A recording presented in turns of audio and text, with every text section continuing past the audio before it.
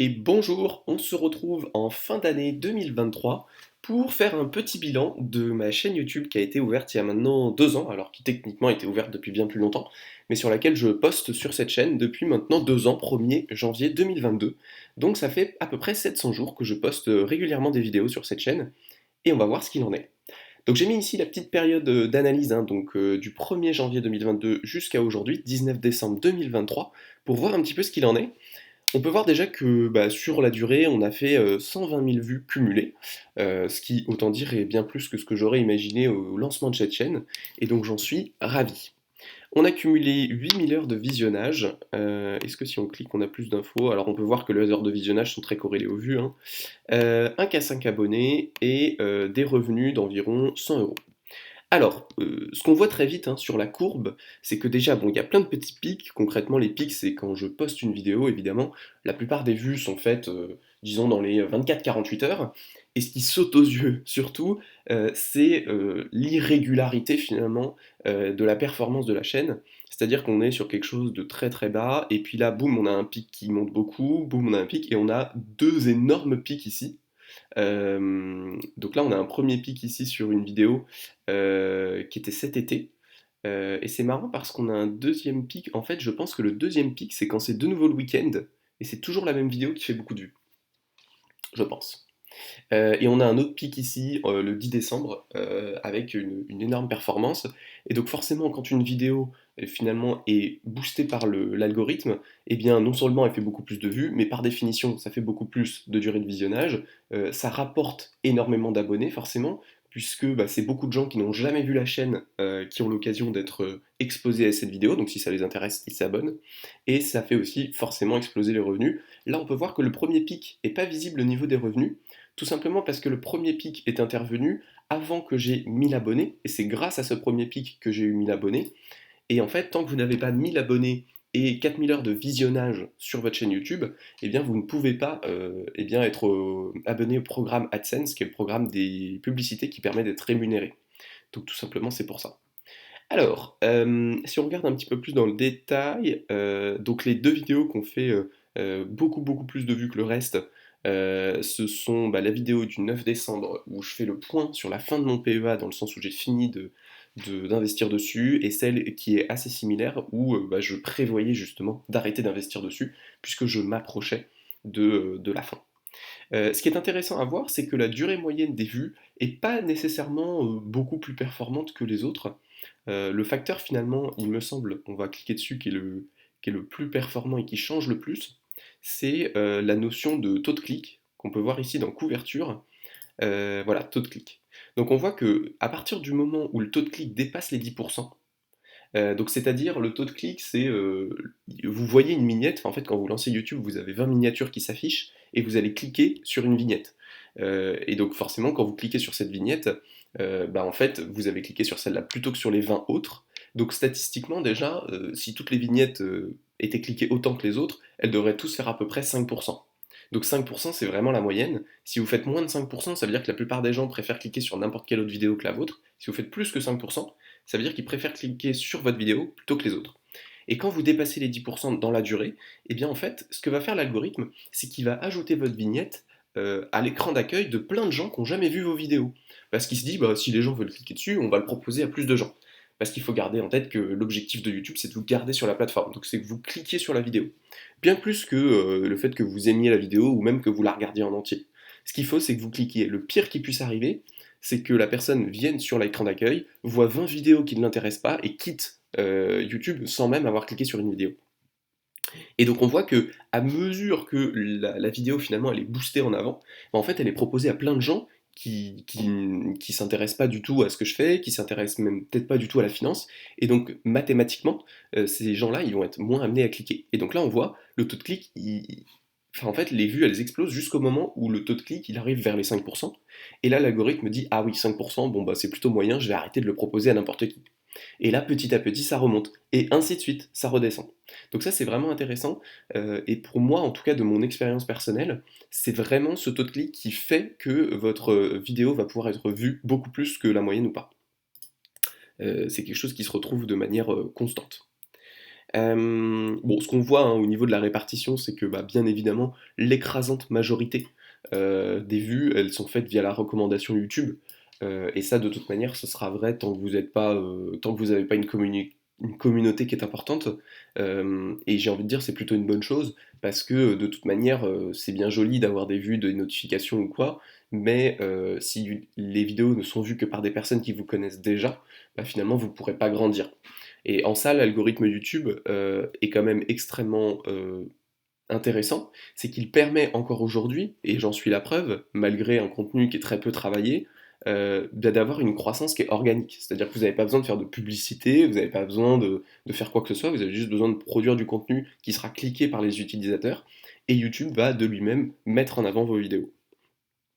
Donc ouais, si on fait une petite analyse finalement du top 10, on a quasiment toutes les vidéos qui détaillent l'état de mon portefeuille qui font une performance plutôt très bonne, puisque c'est la 1, 2, 3 en quelque sorte, 6, 9 et 10. Donc toutes ces vidéos, elles performent quand même relativement bien, et sinon c'est des vidéos qui sont des vidéos, et ça c'est beaucoup plus logique, j'ai envie de dire, et attendu, c'est des vidéos qui sont intemporelles. C'est-à-dire que cette vidéo-là, c'est l'une des premières vidéos que j'ai postées, 27 janvier 2022, sur le meilleur portefeuille de TF éligible au PEA, et je pense objectivement que c'est une bonne vidéo, mais surtout c'est une vidéo qui a du sens à n'importe quel moment. C'est une vidéo qui n'est pas datée, c'est une vidéo qui est aussi pertinente aujourd'hui qu'elle ne l'était il y a 2 ans. C'est le même principe hein, pour les deux meilleurs ETF, c'est le même principe pour le fait que la bourse ne vous rendra jamais riche. Finalement, tout ça, bien, ce sont des questions qui sont intemporelles et donc permettent de, non pas forcément d'exploser en termes de vues, mais pour le coup, qui vont faire des vues graduellement, petit à petit. Et d'ailleurs, on va voir quelque chose, est-ce que la proportion est plus importante en termes de recherche ou pas? Parce que là, on était à quasiment 90% des vues qui étaient liées à la recommandation YouTube, c'est ici, voire plus. Non, c'est pas ici. Euh, Hop là. Recherche YouTube, ouais, c'est un petit peu plus sur les recherches YouTube. Pas tant que ça, hein, mais un petit peu plus. Donc intéressant à analyser. Après, est-ce que ça disqualifie pour autant des vidéos qui sont plus des vidéos, j'ai envie de dire, de questions précises, ou alors des vidéos plus personnelles sur des thèmes plus annexes? Non, pas nécessairement, mais c'est intéressant de savoir ce qui marche et ce qui marche pas.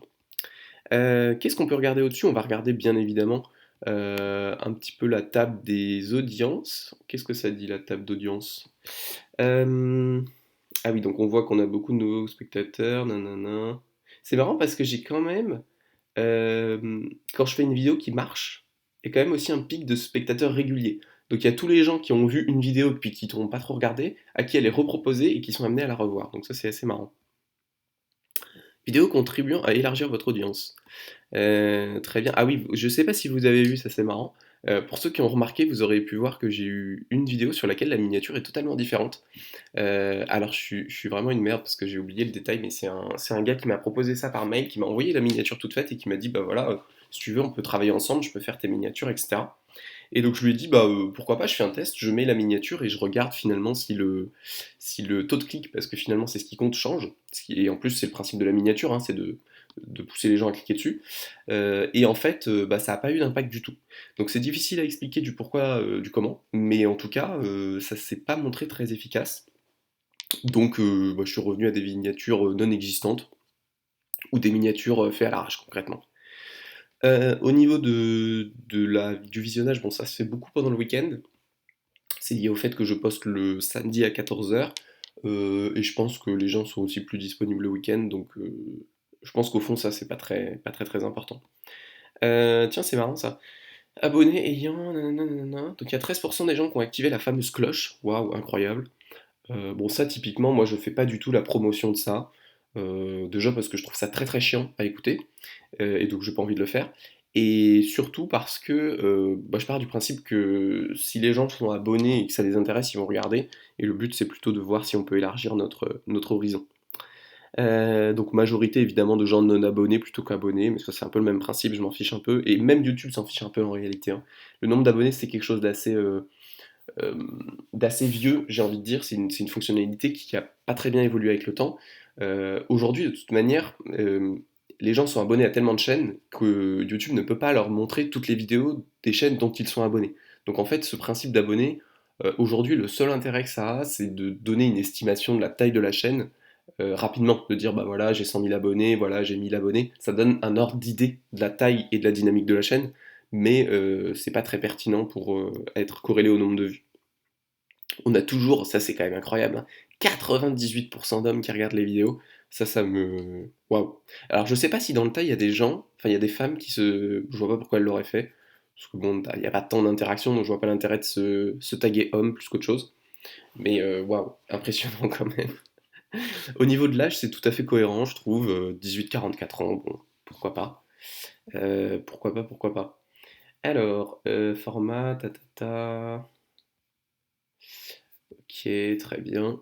Alors, faisons un petit tour sur les revenus du coup. Alors, donc ce qu'on peut voir, hein, c'est ce que je vous expliquais, c'est que tant que vous n'avez pas AdSense, de toute manière, vous êtes à zéro. Peu importe les vues que vous faites, etc., vous êtes à 0, 0, 0, 0. Et à partir du moment où vous activez AdSense, eh bien, vous commencez à avoir des revenus sur vos vidéos. Donc là, on peut voir que en septembre, j'ai fait 19 euros, en octobre 18, 12, novembre 11, décembre 60, puisque j'ai eu cette vidéo qui a fait beaucoup de vues, qui a fait venir beaucoup de gens. Et donc, en théorie, on devrait être aux alentours de 100 euros. Alors, je suis encore un petit peu dans l'expectative, il faut que je vois un petit peu, parce qu'il y a des systèmes de barème, des systèmes de plancher, pour savoir quand est-ce que YouTube vous rémunère. Et une fois que ce sera fait, il faudra que je fasse le point, puisqu'il faudra que je récupère un numéro de TVA extra-communautaire, puisque YouTube est basé en Irlande, et du coup, il me faut ce numéro-là pour pouvoir déclarer correctement à l'URSSAF. Et il faudra que je crée aussi une micro-entreprise pour déclarer les revenus. Donc j'aurai pas de TVA à payer en dessous d'un certain montant, c'est quelque chose genre 20 000 par an, donc il y a de la marge. Donc voilà, c'est un petit peu d'administratif, mais a priori c'est relativement facile à faire. J'attends d'avoir mon premier versement ou qu'on me dise que je vais avoir mon premier versement pour voir un petit peu comment tout ça va évoluer. Euh, Ce que je voulais vous montrer aussi, qui est un élément quand même assez important de la notion de revenu, hop, on va regarder sur la vidéo qui est la plus vue. Alors ça, on peut voir que les coûts versés donc, par les annonceurs, ici c'est 7 euros. Est-ce que je peux rajouter une ligne? Euh, Spectateur, son titre. Ouais, effectivement. Donc, bon, ce qu'on voit concrètement, c'est que les revenus, hein, c'est tout simplement le nombre de lectures multiplié par un certain taux. Et donc, ce taux, il dépend beaucoup, finalement. Alors, des fois, il dépend de la longueur de la vidéo, parce que plus il y a des vidéos longues, plus il y a un engagement important et plus il y a de nombre de vidéos aussi, de publicités qui sont affichées et aussi du thème. Parce qu'effectivement, si vous parlez d'un thème qui peut être facilement monétisé par les annonceurs, typiquement la mode, typiquement la finance, etc., vous allez avoir un coût par millier de vues qui est plus important que si vous parlez de divertissement, où finalement vous allez rien pouvoir vendre d'évident, sauf si vous vendez le jeu en question auquel vous jouez. Donc c'est pour ça que le CPM là est plutôt important, hein, à 7 euros. Ce qui est intéressant aussi, c'est de voir que les lectures monétisées ne sont que de 9500. Alors ils disent quoi? Monétisé voit au moins une impression d'annonce en regardant la vidéo. Elle est aussi comptée quand il interrompt la vidéo pendant l'annonce pré-roll. Donc en gros, il faut qu'il regarde un minimum de la publicité, j'ai l'impression, pour que ce soit pris en compte. Et on voit que là c'est 9500, alors que la vidéo, elle a fait quand même plus de vues que ça. Elle a fait 13 000. Donc il y a quasiment 30-40% des vues qui passent à la trappe. Alors je sais pas s'ils passent à la trappe avec les histoires d'adblock, parce qu'il y a eu beaucoup de changements aussi à ce niveau-là, ou si ça passe à la trappe lié à d'autres éléments, mais en tout cas 100% des vues ne sont pas pris en compte pour la rémunération. Donc voilà un petit peu pour le détail de cette chaîne.